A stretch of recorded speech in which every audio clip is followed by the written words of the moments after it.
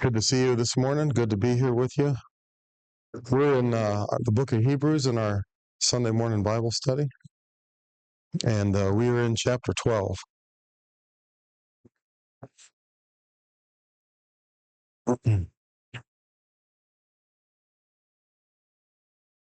We've gotten to the point in the book of Hebrews where the Hebrews writer is talking about those that are righteous, those that are just ones, or those who live by faith, going back to chapter 10 and verse 38, that he quotes from the book of Habakkuk. It says, "My just ones or my righteous ones shall live by faith." And when you look at chapter 11, you see all those by faith statements, that by faith Abraham, by faith Noah, by faith Abel, right? They all did something because of the faith and the trust that they had in God. And it wasn't just that they believed him one time and said, like when they're making a confession that, yeah, we believe that, Jesus is the Son of God. It wasn't just one time that they confessed their belief. It's that they lived by their belief. My just one shall live by faith. So not just having this mental idea that God exists and trusting in what it is that he says, but they lived by what it was that God said, even though they couldn't see it with their eyeballs. Right? Noah had never seen rain before, but he was moved by faith in God to prepare an ark. Maybe Sarah and Abraham didn't see with their eyeballs how they were going to have a child in their old age, but they had faith, right? Because she considered him faithful who had promised. And so after all of these examples of faith, now we've got the ultimate example of faith, which is Jesus Christ. Notice chapter 12 opens with, "Therefore, we also, since we are surrounded by so great a cloud of witnesses, let us lay aside every weight and the sin which so easily ensnares us. Let us run with endurance the race that is set before us, looking unto Jesus, the author and finisher of our faith, who for the joy that was set before him endured the cross, despising the shame, and has sat down at the right hand of the throne of God."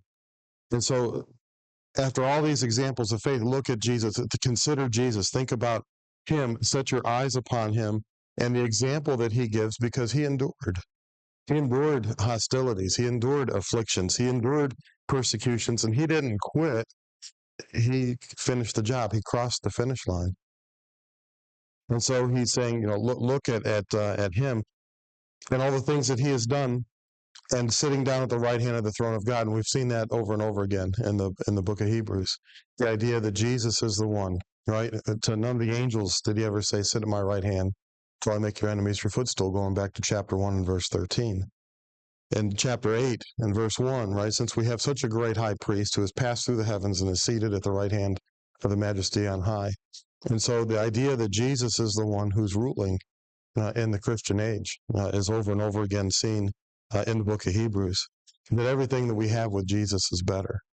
That Jesus, he's a better messenger, he's a better lawgiver, he's a better high priest, he's a better sacrifice. And so all those things.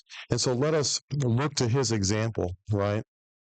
Let us look to his example. In verse 3, because "For consider him who endured such hostility from sinners against himself, lest you become weary and discouraged in your souls."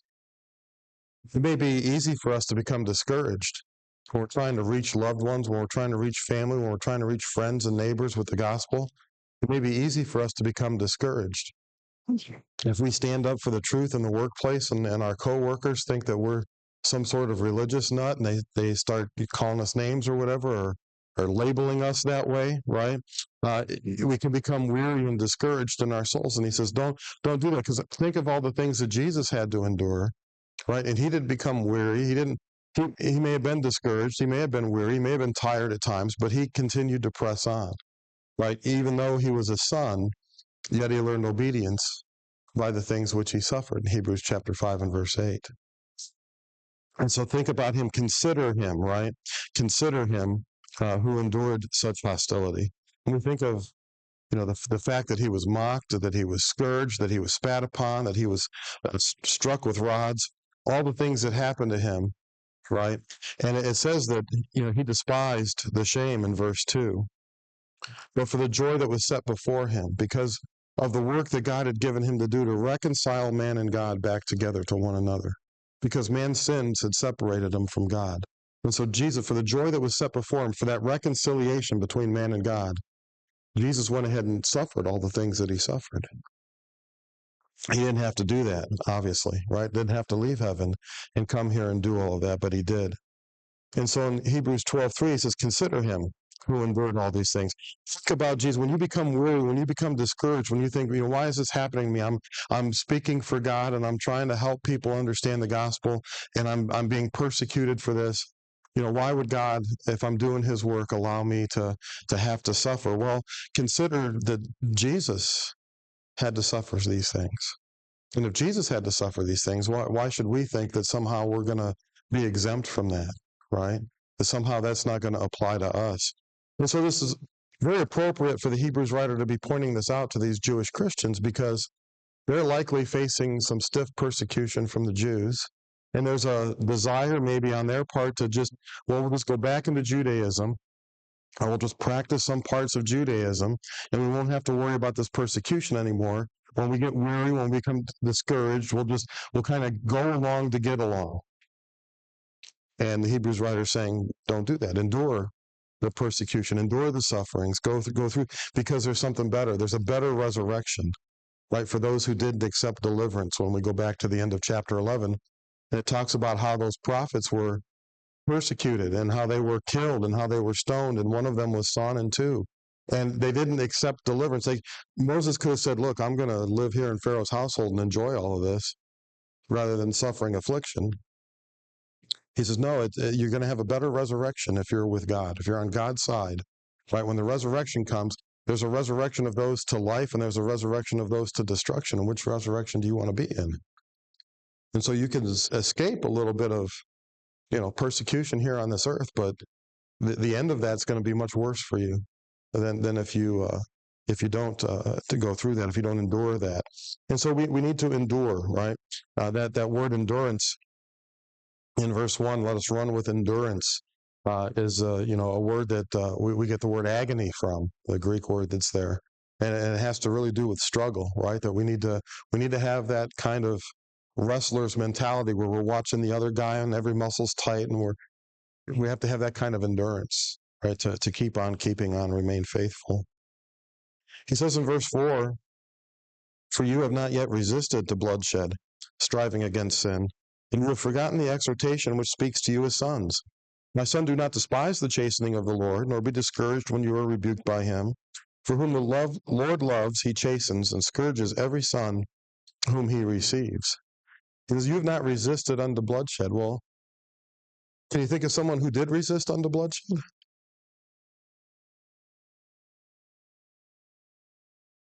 Can you think of somebody who was persecuted and bled for the persecution that they? Jesus did, right? Jesus bled. When we're being called names or we're having a door slammed in our face or people are being mean to us or labeling us, we've not resisted unto bloodshed, striving against sin. Sometimes we give in to our sins way too easily. We don't strive hardly at all against it. It's easy when you're out here and there's a lot of traffic and you're in a hurry to get someplace. It's easy to get angry behind the wheel. And, he cut me off, I'm going to cut him off, right? Or I'm going to tailgate him or something like, we're going to get retribution, right? And so it's sometimes easy, and we don't really maybe strive against that sometimes as much as we should. He says, you haven't resisted yet to bloodshed, striving against sin. Sin's a problem, and sin is something that we need to try to overcome. Now, we're not going to overcome it completely. We're not going to never sin, but we need to be trying to strive against it. We need to not be given into it immediately. And so he says, you have forgotten the exhortation which speaks to you as sons. This comes from Proverbs chapter 3, verses 11 and 12, where he says, my son, do not despise the chastening of the Lord, nor be discouraged when you're rebuked by him. For whom the Lord loves, he chastens and scourges every son whom he receives. There's discipline that's going to come from the Lord. There's discipline that's necessary for us to be the type of people that we need to be. And so you've forgotten the exhortation, you've forgotten the encouragement, right? If you did something that was wrong, if you disobeyed the rules in the household, and your mother said, "Just wait till your father gets home," is there some discipline that's going to come when Dad comes home? Now, is dad disciplining you because he doesn't care about you? Why is dad disciplining you? To correct you, but Mark, what did you say? Because he loves you, right? If you love your children, you don't let them just run wild and do whatever it is that they want to do, right? There's some discipline that takes place, and there's a couple different types of discipline, and we'll talk about that in just a moment. But don't despise the chastening of the Lord. Jesus was a son, right? Even though he was a son, he learned obedience by the things which he suffered, right? And so, even though he was the Son of God, even though he was a son, he had to suffer some things in order to learn to be obedient to the Father. Obedience is learned when it's hard. Obedience is learned when it's difficult. Obedience and submission come when we don't want to, right? Because if we agree, if we say, well, yeah, you want me to eat this cake, okay, I'll eat this cake. Well, it's easy to obey that, right? Because I agree. I love cake, right? Pie would be even better. But if you say, I want you to eat these kale chips, now it's going to be harder to submit, right? Because I don't want to do that. I don't want to do that to my taste buds, for one thing. But that's when submission comes. That's when obedience is learned, is when it's difficult and when it's hard. And so don't despise this, because God's going to use it. He's going to use it to help us to grow. He's going to help us use it to help us to learn to become more dependent on Him. So don't be discouraged when you rebuke. Sometimes people, when they face hardships, they become bitter. They become bitter towards the Lord. And I guess that's maybe a natural reaction to a certain degree, that we get angry because we think, well, God's in control and God's in charge of everything. And if this is happening to me, then God must be doing it. But not all of our hardships come from God. Satan doesn't get enough credit for the things that he's done in this world, and for the fact that we live in a fallen world, and the fact that there are diseases and other things that are here. There are times where we're going to have to go through some things, and God uses that for our training. He uses that for our learning. He uses that for our admonition. And so that idea of chastening or disciplining could be training that takes place. That we train our childs, right? Our children, our childs. I think the bronchitis is affecting my brain. We train our children, right? We raise them in the nurture and the admonition of the Lord. We teach them, right, to be the right kind of children. And so when we're talking about chastening or disciplining our children, we're not talking about necessarily giving them a whooping, right? Because there's that type of discipline too. But it's learning from our struggles. It's being trained to be a faithful son, because he learned obedience. Though he was a son, he learned obedience by what it was that he suffered. He wants to bring many sons to glory. And if we want to be a son, if we want to be a child of God, then we're going to have to endure the chastening and the training as well. And so don't be discouraged when it happens. Don't um, we need to learn from our struggles, and don't be discouraged. Don't faint and give up when we go through struggles, because those things are going to come. Those things are going to happen. When we endure God's training, we grow and we learn. I think it's in James chapter 1 where he says, consider it all joy when you fall into various trials, right? Because those things are going to help benefit you. There's something that's going to come out of that. You're going to be a better person. You're going to be a stronger person when you come through that. And when you endure God's training, you grow and you learn. And it's to help mold you into the person that you ought to be. It's kind of like I remember the Marine Corps used to have a commercial that they were looking for a few good men, right? And you think that there's going to be some discipline that's going to happen in the Marine Corps? You think there's going to be some training? You think there's going to be some chastening? You think there's going to be some hard times when you go through boot camp and all of that? The training's not always enjoyable, right? I don't know anybody that's been through boot camp that says, boy, I wish I'd go back and do that again, right? I mean, but there's a purpose to the boot camp, right? What's the purpose of the boot camp? To shape you so you don't die, so you're ready for battle, right? So that, yeah, there's a purpose to it, right? And it's difficult, it's hard, nobody enjoys going through it, but there may be trials that we go through and we're not thankful for them, and we don't know exactly why we're going through those trials when we go through them. But later on, when we look back in hindsight, we say, it was probably a good thing that I went through that, because I learned this, or I gained this skill, or I gained this strength, and so there's always something there that we can gain from that. In verse 7, Hebrews chapter 12, it says, if you endure chastening, God deals with you as with sons. For what son is there whom a father does not chasten? Right? It's for discipline, it's for training. Now, when we talk about chastening, we talk about discipline. There are basically two types of discipline. There's corrective discipline, right? I got some corrective discipline when I was in 7th grade, I think it was. I got in a fight in art class, and me and the kid that I got in a fight with, we got sent down to the principal's office, and we both got paddled and had to sit out in the hall, and both got an F on our clay project in art class because of the so I there was some corrective discipline that was there. But you know what? That was also formative discipline because I didn't do that anymore. I didn't want to go through that again, and so the discipline worked. Right? It wasn't pleasant at the time, but there was a reason for it, and there was a purpose for it. And so this formative discipline, it's not necessarily punishment, but it's teaching you how you ought to be, teaching you what faithfulness and obedience is. It says, if you endure the chastening, right, God deals with you as with sons. God deals with us as sons, as children. He allows us to undergo the suffering. Now, he doesn't necessarily cause it to happen, but he allows it to happen. He allows us to undergo that, not because we've done something bad and we're being punished, but it's so it'll form us, and so it'll shape us, and so it'll train us into who it is that he wants us to be. If you've had a child and you've taught that child how to ride a bike, did you let your child fall down when they were learning how to ride a bike? You let them fall down. Well, boy, what terrible parents. You let your child fall down and scuff their knee or get her. Why did you do that? Well, because that's the way they're going to learn how to ride a bike. If you're always holding on to the back of the seat, right, and so that they'll never fall, they're never going to really learn how to ride the bike either.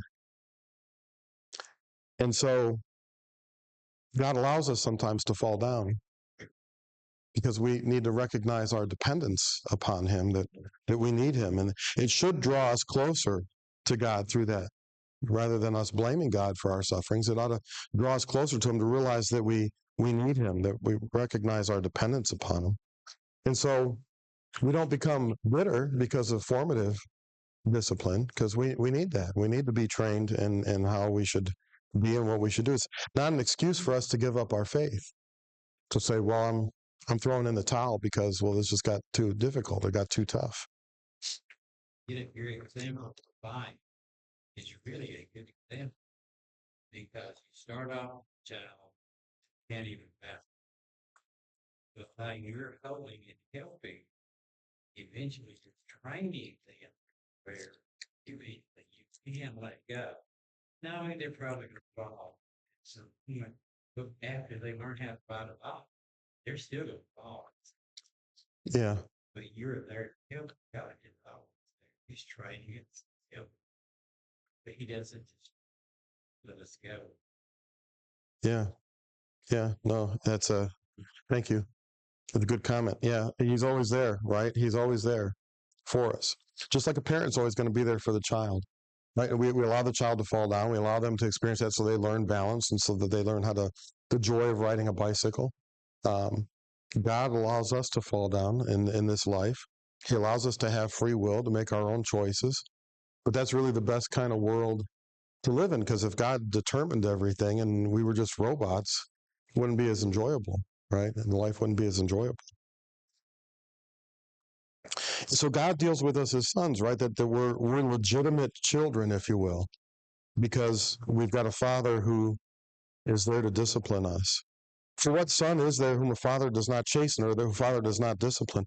As I said, parents who love their kids, they don't let them run wild and do whatever it is that they want to do. They don't get to make their choices as to what they're going to, we're not going to have gummy bears and chocolate bars for dinner, because they're not going to get to make that decision. That decision's going to be made for them. Jacob, I guess you're old enough now, you probably can have the gummy bears and chocolate bars. But if, You have to eat everything. Like, you have to eat everything in your plate. you have to eat everything on your plate first? Then you can have trick. Yeah, you got to eat your veggies first, right? And then you can have the candy. But if you love them, you're going to correct them, right? Because you want them to grow up and be the right kind of people. You want them to be able to be independent, but you want them to be able to make the right kind of choices. And so the Bible says if you teach a child in the way it should go, when they get older, they won't depart from it. Well, that's generally true. That's not absolutely true, but it's generally true. But we're trying to do it. We're trying to raise our children in the nurture and admonition of the Lord, right? And so we want to train them. And so in that, we need to correct them from time to time. Now, we don't want to break their spirit, right? We don't want to break them down completely, but we need to show them they can't behave in certain ways, that there's some expectations there. A friend of mine that I went to preacher training school with, he had 3 boys. And whenever we'd go out to eat someplace, he'd always tell them as we were going into the restaurant, he'd turn to them, he said, "Now, boys, I want you to act like you've been somewhere before." And I thought, well, that's a great line, right? Because sometimes you see kids and they go into restaurants and it's like they've never been out of the house before. They don't know how to behave. They don't have any manners. They don't know how to act. And he's, act like you've been somewhere before. And I loved it so much that we used it with our daughter when we would go someplace. Act like you've been someplace before, right? That there's some expectations that we have as parents on how our children behave because we love them. And because we care about them, and because we want them to be raised the right way. We want them to turn out as good adults, right? We want them to be Christians. That ought to be our goal first and foremost, is that we want our children to be Christians more so than doctors or lawyers or anything else. That ought to be our number one goal. And so there's some chastening that takes place. There's some discipline that takes place. There's maybe some correction from time to time that takes place, but it's not because we're abusive. It's not because we're mean. It's because we want that child to be raised in the right way. Any comments or questions through verse 7? Yes, Mark? But you didn't pass in Acts chapter 6 or 5 where the apostles meet. They say, live part of the present, rejoice, they were worthy to suffer shame and worthy his name. Yeah. It felt like that was in the water. Yeah. The disciples in Acts chapter 5, they were told back in Acts chapter 4 not to preach in Jesus' name anymore, right? Not to preach and teach in his name. And they continued to do it. When they continued to do it, they arrested him a second time. And they had him beaten for that, right? Because, well, you didn't listen to us when we told you not to do it the first time. And they went on their way rejoicing. Because why? Because they felt like, well, we're worthy, right? We're being persecuted for the sake of Christ. And they said that to them, that was a sign that they were doing the right thing, that they were being persecuted for that. And so, it's a different kind of mentality for us to think, okay, I'm being persecuted for doing what's right. I'm being persecuted for telling you the truth. If you're being persecuted for righteousness' sake, right? What does Jesus say about that in Matthew chapter 5? You're blessed, right? Blessed or blessed. I guess we change the pronunciation of that word depending on how we use it, but blessed are those, or blessed are those, right, who are persecuted for righteousness' sake. So, any other comments or questions? I mean, it shows that it's a father that wants to be involved, a father that comes out from a day and sits there and doesn't care. It's a father that wants to be involved. Yeah, Wants to go and do things with you. It's a father that wants to be involved, right? Wants to have that relationship with you. Not a father that comes home at the end of the day and sits and doesn't pay any attention to the children, right? He cares about us, and he wants what's best for us. And we're going to see that this chastening is not to break us down. This chastening is not to make us feel bad. This chastening is not to somehow punish us, but there's a purpose behind it, right? Because it's for our good, if you will. Notice in verse 8, if you were without chastening, of which all have become partakers, then you are illegitimate and not sons. Furthermore, we had human fathers who corrected us, and we paid them respect. Shall we not much more readily be in subjection to the Father of spirits and live? If you didn't have a father in your life, if you didn't have any discipline, right, it's like you're an illegitimate child. We're not illegitimate children with regards to God. If we're Christians, we're legitimate children, and he's going to chasten those that are legitimate children. If you're without chastening, it's as if you're an illegitimate child. I was watching a 30 for 30 thing on ESPN the other day. Been sitting around doing nothing, trying to heal. And it was talking about a football player who didn't have a father figure in his life. And because of that, he had a hard time with structure in the home. He had a hard time with the structure in his life. And he got into a lot of trouble because of all of that, because he didn't have that father figure there to chase him, to discipline him, to help lead him in the way that he should go. And so it's important for us to have that father figure. It's important for children to have that father figure in the home for sure, but it's important for us to have that father figure spiritually in our lives that we're looking towards, and we're looking for direction, we're looking for guidance, because even in our sufferings, God shapes us and molds us. When we do suffer, he can use that to help train us. God can use bad circumstances to achieve his goals. Back in the book of Judges, the first judge was pretty good, but every judge that comes, there's like a flaw with it, and you finally get down to Samson, and you think to yourself, Samson's the hero. I mean, Samson, he's a drunkard, right, and he's a womanizer, and this is what we've got left, right? We're scraping the bottom of the barrel, if you will, for heroes here. But God was able to use Samson to begin to deliver his people from the Philistines. And so even though it wasn't perfect, even though there were struggles, even though there were things that were being suffered, God was able to use that to benefit his people. So God can sometimes use bad circumstances. So we, like Jesus, we can learn obedience by the things that we suffer. He says, you respected your earthly father for his training, right? Our fathers, our parents, they tried to do what was right to make us be better people, and we respected them for that. Maybe we didn't respect them for it in the moment. I remember, as a teenager, there were a lot of times where you weren't happy that you were being disciplined by your parents. But when you get older, you look back and you say, yeah, it was good what they were doing, because they were trying to make you better. They were trying to make you into who it was that you're supposed to be, right? They're trying to mold and shape you, and sometimes that process takes a little friction. What's that? Sometimes it takes having kids of your own, Yeah. then you can appreciate it. Yeah. When you have kids of your own, you find that you're saying the same things that your parents said. It's like, I can't believe that just came out of my mouth. There's a commercial about that, I guess, turning into your parents. It's always the same thing. I don't remember who it is. It's Progressive, I think. I mean, it's an insurance commercial, yeah. Church it. Still like several years ago out of church in Latter Day Saints what, but it was showing the difference between the right kind of discipline, wrong kind of discipline, and the attitude that it has and your children. We know that we have a lot. There's a lot. Yeah. Yeah, he's not going to make any mistakes, right? And the Hebrews writer is getting ready to bring that up as well. That we've got the earthly parents who disciplined us, and we respected them for that. And so, if we respected our earthly parents for them trying to make us better people, shouldn't we have that same kind of respect for our Heavenly Father who's trying to make us into the right kind of people? So, yeah, maybe He allows things to befall us, but rather than rebelling to suffering, rather than rebelling to discipline, we should learn to submit to it.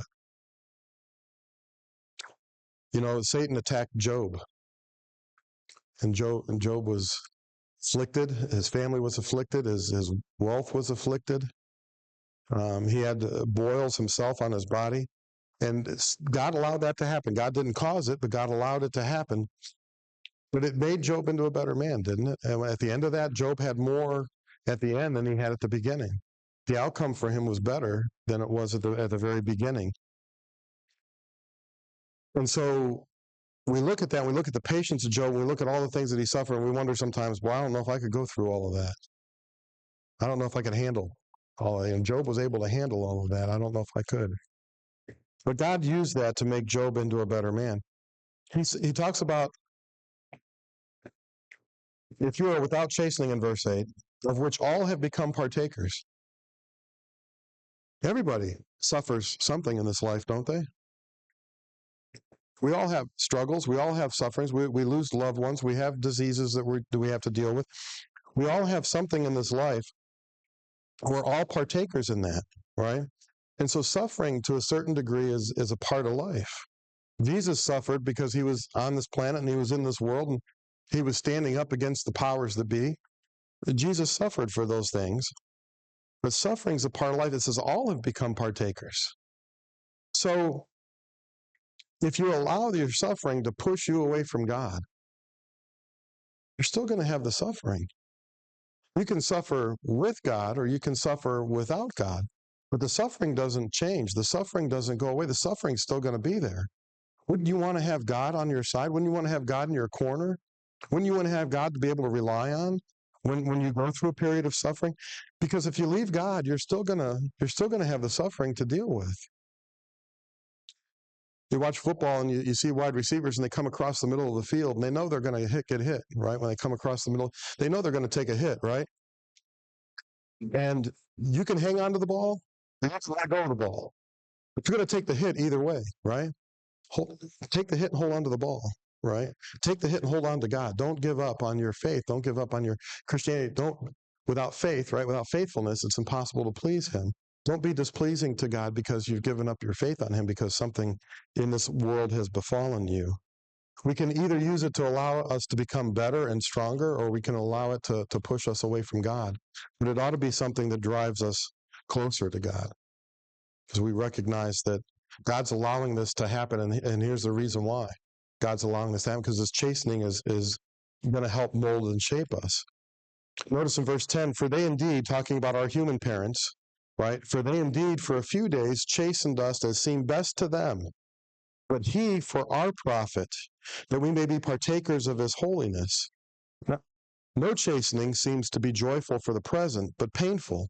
Nevertheless, afterward it yields the peaceable fruit of righteousness to those who have been trained by it. Right? Our human parents, for a few days, right, they chastened us, they disciplined us as what seemed best to them.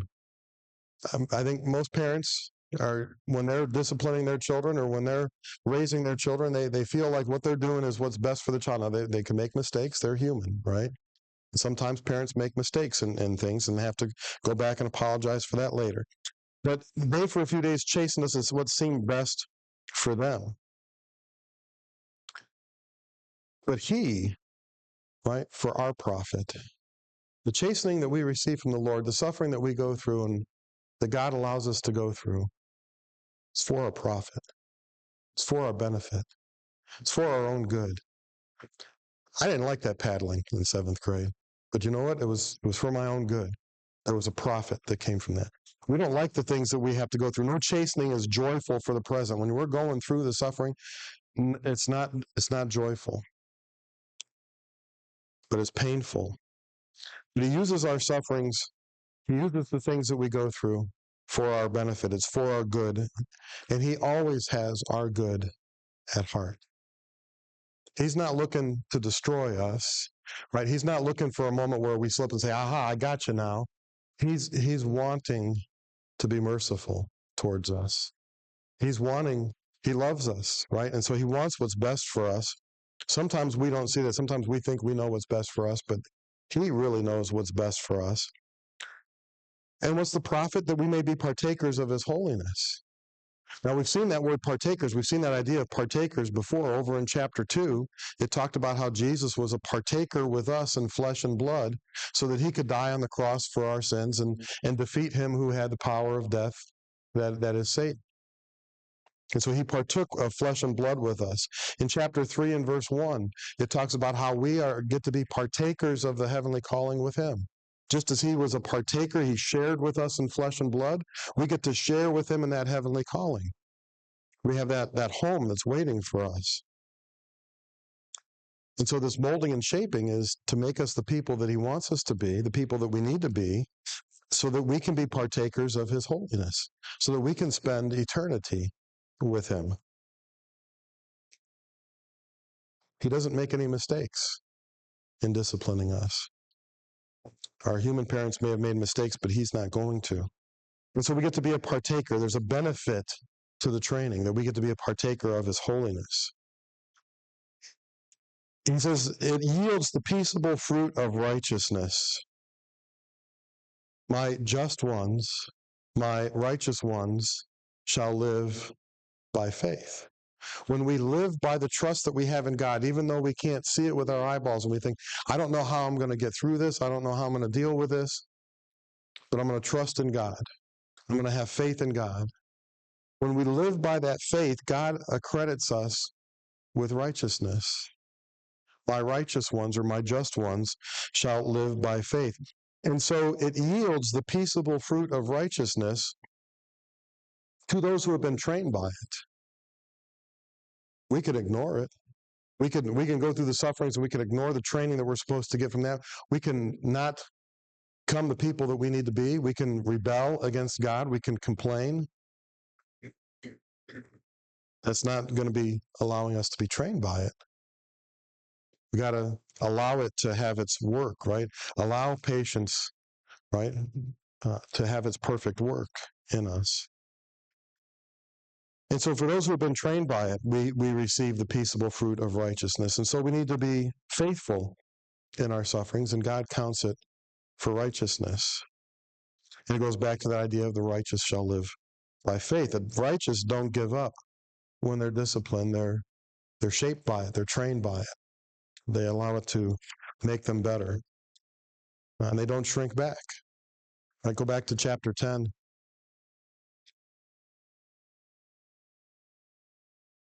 Verses 37 and 38, here's that quote from Habakkuk that the Hebrews writer is expounding on in chapters 11 and 12. He says, "For yet a little while, and he who is coming will come, and will not tarry." In verse 37, "Now the just shall live by faith. But if anyone draws back, my soul has no pleasure in him." If anyone draws back, if anyone becomes unfaithful, right, God's not going to be pleased by that, because without faithfulness, in Hebrews 11:6, it's impossible to please him. And so we need to take the hit and hold on to the ball, not give up on God, but continue to have faith in him, even though there are things here that we're going to have to suffer. Because all these folks in Hebrews chapter 11, they all suffered something. Jesus, in Hebrews chapter 12, he suffered something. And so we need to do our part. We need to learn obedience by the things that we suffer so we can be a son of God. Comments or questions on these things?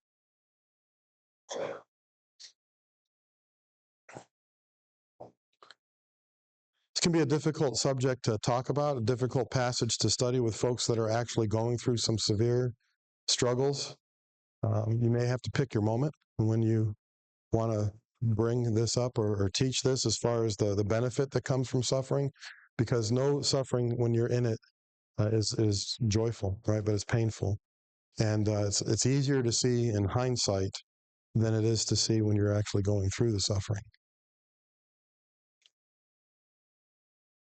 And so the Hebrews writer is going to address that issue.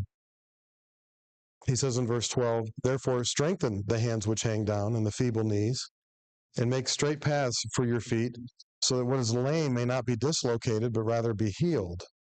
So strengthen, right? You think about hands that hang down. When you grow weary, when you're discouraged, when your hands, they hang down, right? You don't even have the strength to lift your arms up anymore, right? It's like a position where you've given up, right?